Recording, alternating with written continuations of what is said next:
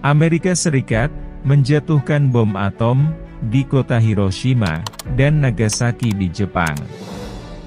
Pada akhir Perang Dunia II, pada tanggal 6 dan 9 Agustus 1945. Dari 350.000 penduduk kota Hiroshima, 140.000 orang meninggal. Pada saat yang sama, sekitar 74.000 orang tewas akibat bom atom di kota Nagasaki. Amerika Serikat dan Rusia termasuk di antara negara-negara dengan ribuan senjata nuklir, bersama dengan Cina, Prancis, Inggris Raya, India, Pakistan, Korea Utara, dan Israel. Invasi Rusia ke Ukraina telah menimbulkan kekhawatiran bahwa senjata nuklir semacam itu dapat digunakan lagi. Bom Hiroshima diperkirakan menghasilkan 15 kiloton.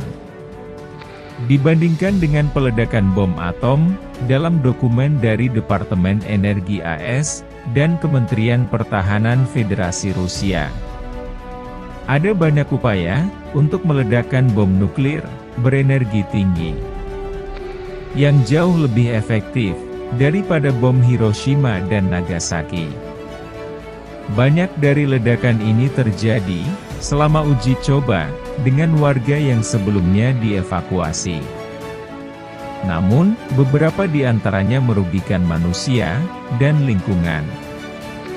Inilah ledakan bom nuklir terbesar di dunia. Tsar Bomba. Pada tanggal 30 Oktober 1961, Uni Soviet meledakkan Soviet RDS-220, Tsar Bomba. Bom nuklir paling kuat di Kepulauan Novaya Zemlya, di utara lingkaran Arktik. Ledakan 50 megaton, diperkirakan sekitar 3.300 kali lebih kuat dari senjata nuklir 15 kiloton yang meledak di atas Hiroshima pada tahun 1945. Ironisnya, Tsar Bomba bisa meledak lebih dahsyat lagi.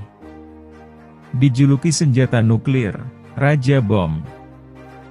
Dirancang untuk menghasilkan hingga 100 megaton, tetapi diledakkan pada 50 megaton, tulis Alex Wellerstein, Direktur Program Penelitian Sains dan Teknologi di Stevens Institute of Technology.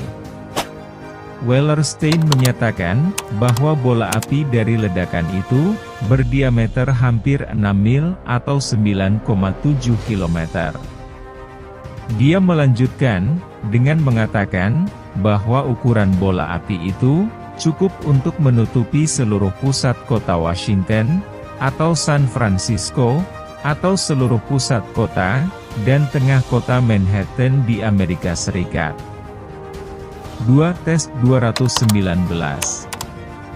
Pada 24 Desember 1962, Uni Soviet kembali menjatuhkan bom nuklir di lokasi uji coba Kepulauan Novaya Zemlya. Menurut penelitian, daerah ini sebenarnya menampung kompleks es terbesar kedua di Kutub Utara, sifat radioekologi dan geokimia, dari Novaya Kryochnita. Ukuran ledakan mencapai 24,2 megaton, dan kekuatan bom atom Test 219, kurang dari setengah kekuatan bom Tsar Bomba. Namun, Test 219 tetap menjadi senjata nuklir terkuat kedua yang pernah diledakkan. 1.600 kali lebih kuat dari bom yang dijatuhkan di Hiroshima.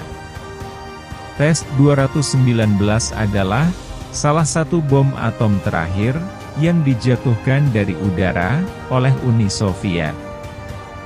Ini karena tes Ban-Triati tahun 1963 melarang pengujian darat dan pengujian bawah tanah di masa depan. 3. Tes 147. Pada tanggal 5 Agustus 1962, Uni Soviet menjatuhkan bom atom kedua di Novaya Zemlya. Ledakan nuklir terkuat ketiga dalam sejarah adalah 21,1 megaton. Sekitar 1.400 kali lebih kuat dari ledakan Hiroshima.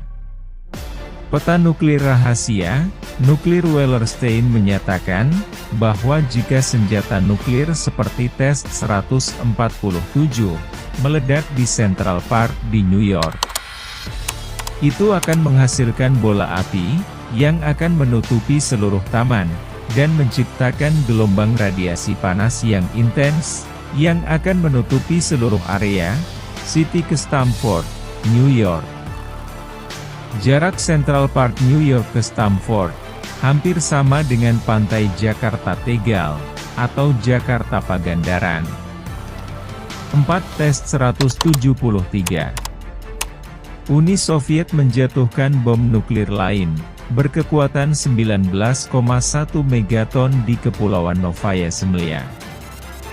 Senjata nuklir paling kuat keempat dalam sejarah, kira-kira 1.270 kali lebih kuat dari bom Hiroshima. Krisis rudal Kuba dimulai beberapa minggu setelah bom Test-173 dijatuhkan. Krisis ini membawa Uni Soviet dan Amerika Serikat ke ambang perang nuklir. Selama krisis, Uni Soviet mengirim rudal nuklir ke Kuba. Presiden AS John F. Kennedy awalnya mempertimbangkan invasi ke wilayah tersebut, kemudian memberlakukan blokade laut. Embargo dimaksudkan untuk mencegah senjata nuklir lebih lanjut mencapai Kuba. Uni Soviet kemudian setuju untuk membekukan rudal dengan imbalan. Akhirnya, Amerika Serikat menarik rudal nuklirnya dari Turki. 5. Kastil Bravo. Pada tanggal 1 Maret 1954, Amerika Serikat meledakkan senjata nuklir 15 megaton dengan nama sandi Castle Bravo dalam uji coba di Bikini Atoll di Kepulauan Marshall. Ledakan permukaan bom tersebut adalah ledakan nuklir terkuat kelima dalam sejarah. Itu Yayasan Warisan Atom mencatat bahwa ledakan ini yang 2,5 kali lebih besar dari yang diperkirakan, mengakibatkan kesusahan yang parah bagi para korban Kepulauan Marshall, anggota militer AS, dan awak kapal Pukat nelayan Jepang. Radiasi area terpapar seluas 18.130 km persegi di Pasifik, mengakibatkan beberapa penduduk harus dievakuasi, dan petugas menderita kanker stadium lanjut. Ledakan uji coba Kastil Bravo, dan konsekuensinya bagi penduduk, memicu protes dunia terhadap uji coba bom nuklir. Selama dekade berikutnya, pemerintah AS membayar kompensasi kepada penduduk pulau itu. Seorang pensiunan perwira militer AS juga melaporkan kejadian tersebut pada tahun 1984 dengan mengatakan bahwa pemerintah AS meremehkan bahaya radiasi. Ledakan bom nuklir tidak hanya berdampak pada orang-orang di sekitarnya. Tes ledakan American Castle Yankee di Bikini Atoll pada tahun 1954 menghasilkan ledakan 900 kali lebih dahsyat dari bom Hiroshima. Bom nuklir Bikini Atoll, terumbu karang yang mengelilingi laguna ini, mencegah penduduknya untuk kembali ke rumah, karena atol tersebut masih terkontaminasi puing-puing radioaktif.